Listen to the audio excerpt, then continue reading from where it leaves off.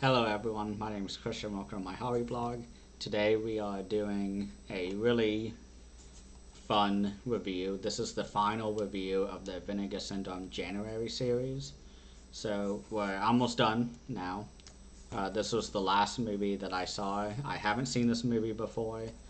I knew next to nothing about it. Everyone kept recommending it. Everyone was very excited when this got announced. And I am talking about, of course, 1988's Dead Heat.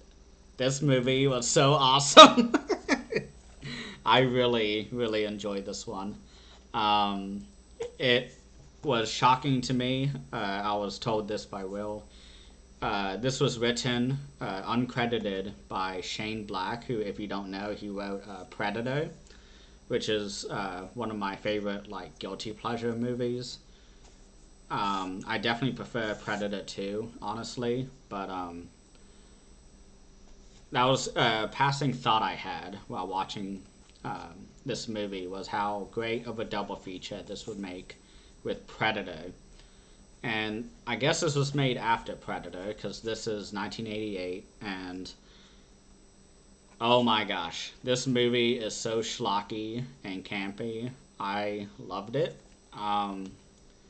We have our two main cops here on the back, Joe Piscopo right here, and Treat Williams.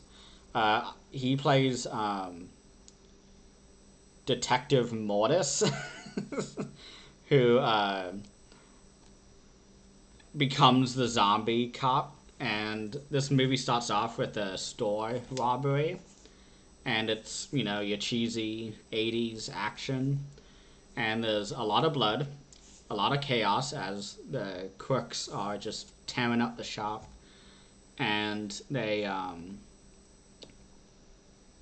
one of the hostages, presses the panic button so the cops come. And our two heroes here, our heroes here with the panties and our zombie cop, they show up to the scene, and there's 30 cops shooting at these two robbers with machine guns, pistols, all this stuff, and every squib ever goes off at the robbers, and it is so awesome. And by the end of the action scene, our main hero guy, Detective Mortis, he is like, "Hey, Lieutenant, can I borrow your car?" He's like, "Absolutely fucking not." And he's like, "Thanks, boss." And he runs and goes into the car. Then he goes up and down the street doing drive-by shootings at the robbers, and they're not dying. So finally, I'm trying to think. The first one dies by him dropping a grenade at the robber, and he explodes, of course, and it's glorious, glorious body explosions. And then the other guy gets completely pinned by the car that he's driving, by the police car, and it's glorious mannequins. It's very clearly a mannequin. It looks great though. And then they take the bodies of the robbers to the local mortuary, where we meet, hot, lady who's the autopsy person. And she's like, "There's something really concerning here. They were already dead on the scene." They're like, "What, you believe in zombies?" And she's like, "Yeah, they're zombies." And he's like, "Oh, you're kidding. You gotta get back on the streets," or something. Whatever cop dialogue we hear. And then they go to this new building, which is like a science institute, which we learn later Vincent Price, this is his final movie, he has been funding this science institute. And so they show up there because there's a lead. They bought a bunch of this specific mineral or chemical that is apparently a main ingredient for resurrection. And so they show up to the Science Institute. They meet our customer service lady, who is played by Lindsay Frost, who, if you don't know, she is the sister of Mark Frost, who is the writer for Twin Peaks, along with David Lynch. So, another connection that I never would have made. Not only is Shane Black involved, but also Mark Frost, very loosely. But fun connections. This is why I like studying movies, because everything's a jigsaw puzzle in my mind, and it's fun seeing how things link up. I think I've talked about that on the live stream before, but she comes in and she's like, "Hey, don't go through those doors. Those are banned from the public." And they're like, "Yeah, okay, sure. Where's the bathroom? I gotta pee. I gotta piss." Our main guy keeps saying. And she's like, "Oh, it's down there." He's like, "Okay," and just walks in. And while he's in there, he gets in a fight with like a monster creature thing. It's obviously humanoid, but it has like two faces. And they start getting in a punching fight. And then he shoots off his gun, and so my favorite guy, Mortis, here, he runs to the scene, accidentally gets locked in the decompression chamber, which is where they take all the animals to die. It's sure, why not? And so throughout the movie, well, after doing the compression chamber, our main hero discovers that it's a resurrection machine that is behind everything. And he's like, "Let's put Mortis on there." He does it, and they're like, "How do you feel, Mortis?" And he's like, "Better than ever." And the rest of the movie happens, and it is absolutely glorious. This movie's so awesome. At one point, soon after, they go to Lindsay Frost's house, and they're like, "Oh, you have a secret VHS tape. We're going to watch this and pin you for this crime." And right when it starts, we see Vincent Price. He's kind of explaining, plot exposition. And two zombie thugs come in to shoot up the cops and customer service lady. And it's so funny because Mortis is dead by this point. It's pretty obvious. And he keeps putting himself in front of like the gunfire. With all the squibs going off. Every time people start shooting, he just runs out.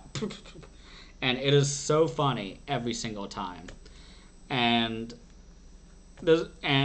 later in that scene, he's like hiding in the hot tub because he no longer has a heartbeat. He no longer needs air, nothing. And so they're waiting for these two thugs to come out, and finally they're like, "Oh, there you are," and he comes out and kills one of the zombies. And Bigelow, who is this guy here, he's like, "Wow, you were really under there for a while." He was like, "Huh, I guess I was." And this is such a cheesy movie.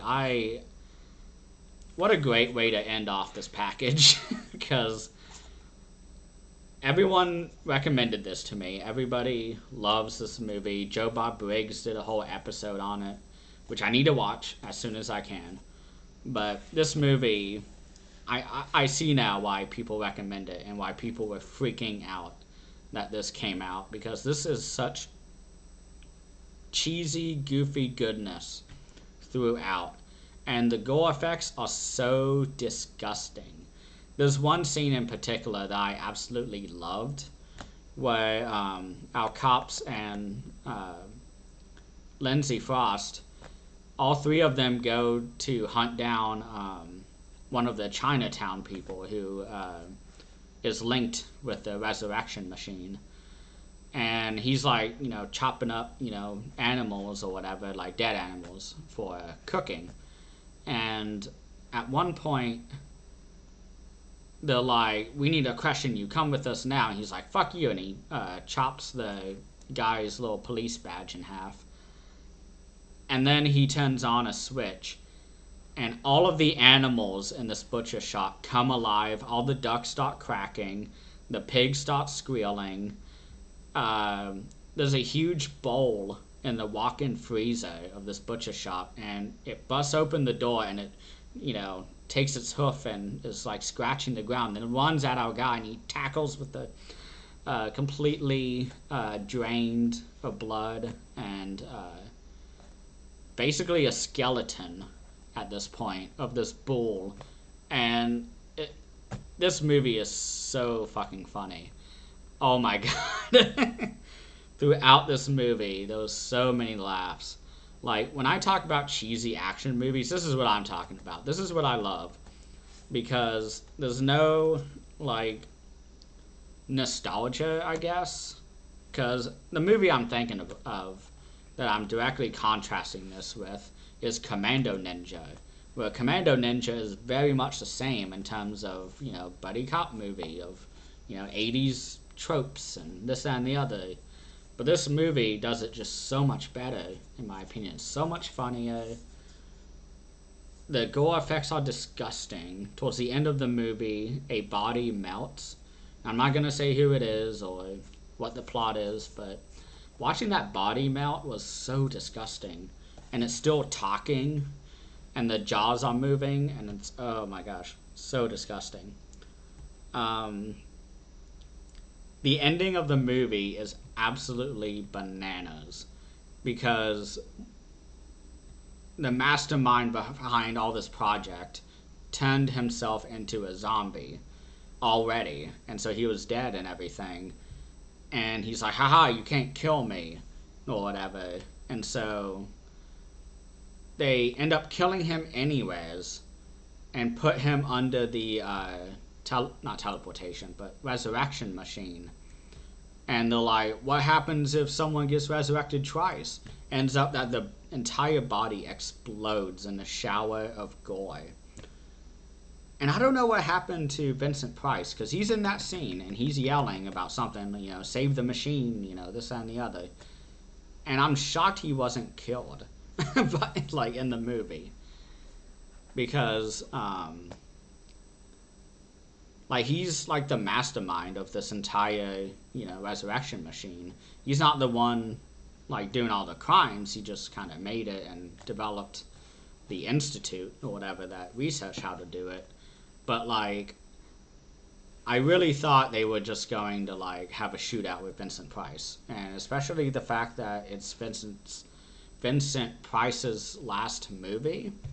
I was expecting a little more of Vincent Price. He had a great dialogue scene at the end, so that was good.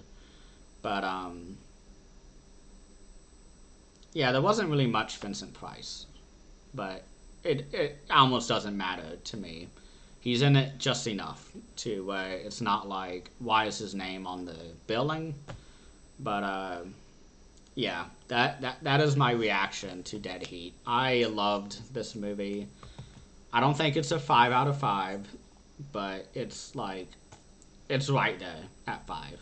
Not quite 5, but it's right there. But, oh my god. This movie's a lot cheesier than everyone told me. Even the cover should have told me that this was going to be a really cheesy good time. Yeah, I am happy to have this. And I got a comment, which I talked about in the unboxing video, but this is a 4K Ultra HD release. I don't have a 4K player with me right now, so I watched the Blu-ray. Thank you, Vinegar Syndrome, for being one of the only companies to double package the releases, because they have a 4K and then a Blu-ray with exactly the same on-disc content. But the restoration looked really, really good. I'm kind of cautious of watching the Joe Bob Briggs episode on it, because some of the transfers that have appeared on that show with movies that I own, like Spookies, Society, I believe had a pretty low transfer when I watched that through Joe Bob Briggs. But all those movies that I've seen that I own are much lower quality than the on-disc, I guess, quality. So Bit nervous about that, but this movie's so awesome. Doesn't really need to be, super high def for me to enjoy it. There's so much great things to look at. So that is the final movie of the Vinegar Syndrome January package. I love this. Again, I can't stop saying it. Um, I will be doing a ranking of all these movies that came out in the package very soon. So, without further ado, thank you all so much for watching. And please, please watch this movie if you haven't already. This movie was so fucking awesome. Thank you.